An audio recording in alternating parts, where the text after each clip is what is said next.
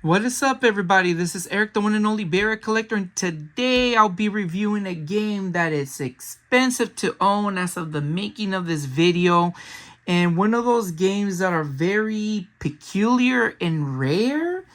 But interestingly enough, I've never played it. I've heard of it. However, I recently played it, and I had an interesting, fun way of playing. Had a very interesting, experience with the game. That's what I meant to say. And that game is actually Amarembo Tengu, or Zombie Nation, for the NES. However, the copy that I own right here, it is a Nintendo Switch version of it. I do own a copy of the game, not necessarily in the original cartridge, but in this 509 games in one. It's included in this one as well. But basically, it's an NES.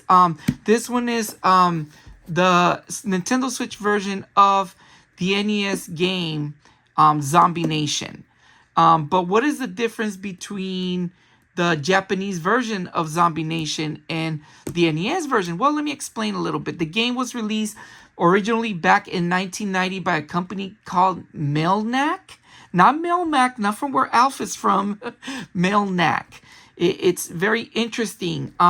In Japan, the game is called Abarembo Tengu. And in the US, it was released as Zombie Nation. Now, the only true differences between both games is that in the Japanese version, the game is basically a side-scrolling shooter. You control this big, in the US version, you control the big giant samurai head, and in Japan, you control the big giant Tengu mask. And then it says right here what it means. Abarembo means naughty, and then Tengu means monster. So the game translates to Naughty Monster, and in the US is Zombie Nation. So what's the story behind it? The story is pretty much the same. Basically, in the desert of Nevada, a meteorite crashes, which has this alien creature that turns the entire nation of the US into zombies. So it's up to the samurai head, forget his name, what his name is, but it's up to him to go defeat this alien creature who has either taken possession of the sword, of his samurai sword, or gains control of it. And so he goes to 5 levels to defeat the evil alien. I think it's called Darkseid. And that has turned the whole area into zombies. And it's a very interesting game because, first of all, it's very difficult. Second of all, at the beginning, you're able to select which level you want to start off at. And then after that, it plays in sequential order.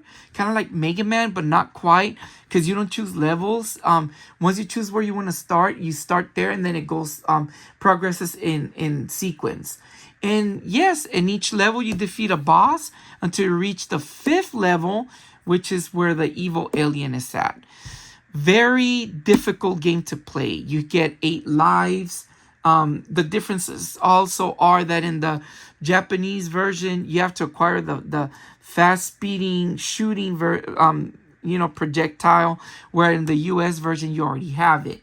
And it's a very difficult game. You die off, and at the end, when your meter or your lives reach a very low level, this dramatic music plays until you either get some energy or you defeat more enemies and you get a little bit more energy.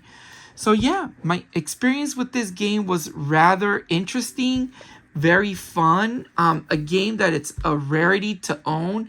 This particular collector's edition was made by Strictly Limited, which is, of course, in its own, they only make certain amount of copies. And inside of it, it has certain collectible goodies, like the Amarembo head, like a little statuette, as well as, I think it has like a soundtrack. It also has like art books and whatnot, and the game. So it's very interesting. Nonetheless, a very fun game to play, which I enjoyed. but very difficult. And of course, you can play it in different versions. I played it in, in this version. You could play it in the Nintendo Switch version, or you can emulate it however you wish. Nonetheless, it's a fun game to play. Why is it expensive? I don't know why it's expensive. Maybe the rarity of the company that made the game didn't make that many games.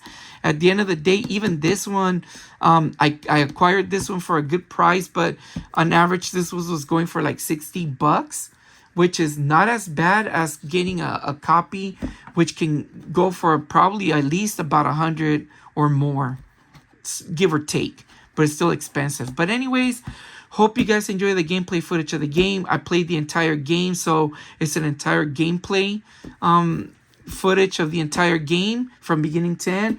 Hope you guys enjoy it. I enjoyed playing this one, and I hope, you guys get interested in it and play it yourselves. This has been Eric, the one and only Bear Collector. I'll see you guys in the next one.